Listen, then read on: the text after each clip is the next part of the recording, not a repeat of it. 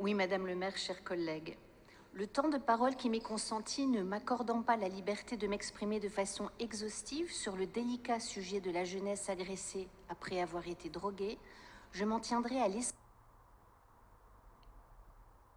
l'essentiel du vœu qui vous est soumis par notre groupe et dont le texte vous a été communiqué avant notre conseil. Il s'agit, rappelons-le, du GHB, acronyme de gamma-hydroxybutyrate, également appelé drogue du violeur, synthétisé en 1960 pour être utilisé en thérapeutique, avant que son usage ne dérive jusqu'à ce qu'il soit inscrit comme stupéfiant en 1999. Utilisé sous forme de poudre ou de liquide, il est de plus en plus fréquemment versé discrètement dans les boissons consommées dans les bars et discothèques de nombreuses grandes villes, dont la nôtre, en vue d'agresser ou de dépouiller des victimes qui ne conserveront aucun souvenir des faits s'ils se produisent entre 20 et 45 minutes après l'ingestion. Cette drogue est en outre difficile à détecter a posteriori, sauf à procéder à un prélèvement sanguin dans les 8 heures, urinaire dans les 12 heures, ou encore avec les contraintes techniques qu'on imagine d'analyser les cheveux de la victime dans le mois qui suit l'ingestion. Peu de victimes déposent plainte, souvent par honte des faits dont elles ne peuvent, qui plus est, clairement attester. Le hashtag Balance ton bar, créé tout récemment à Bruxelles, a été repris fin octobre en France sur le réseau Instagram pour dénoncer les violences sexuelles dans le monde de la nuit. Il est frappant de constater à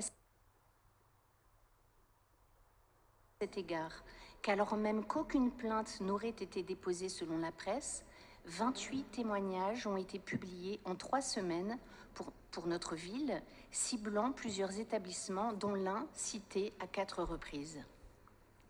La municipalité vient d'annoncer, et c'est heureux, avoir acquis 2000 protège-verres réutilisables en vue de les distribuer dans les établissements de nuit. Rappelons quand même pour mémoire que notre commune comptait en 2017 pas moins de 412 bars, 18 pour 10 000 personnes, dont par exemple un établissement tous les 18 mètres rue Masséna, Lille étant la 2e ville du pays en densité d'établissements.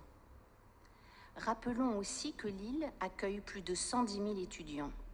Si cette initiative, ainsi que l'adresse électronique créée et le groupe de travail institué au sein du nouveau Conseil de la nuit récemment réunis sont heureux, leur modestie et les délais de mise en place du groupe de travail nous inquiètent quant à l'urgence manifeste à protéger notre jeunesse.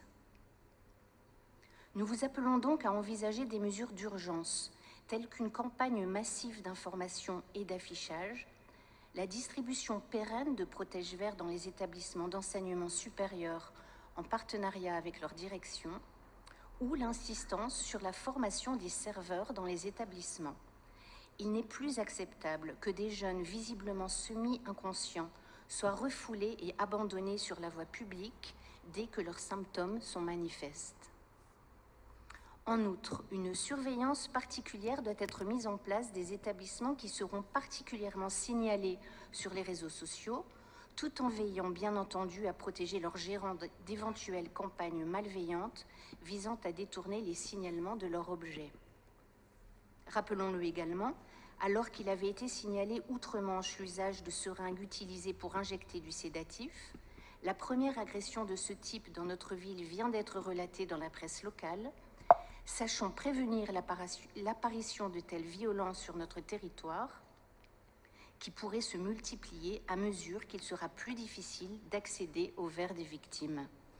Aussi, vous soumettais-je notre vœu qui, compte tenu de l'urgence, conserve toute son importance en parallèle des travaux envisagés par le Conseil de la nuit. Je vous remercie.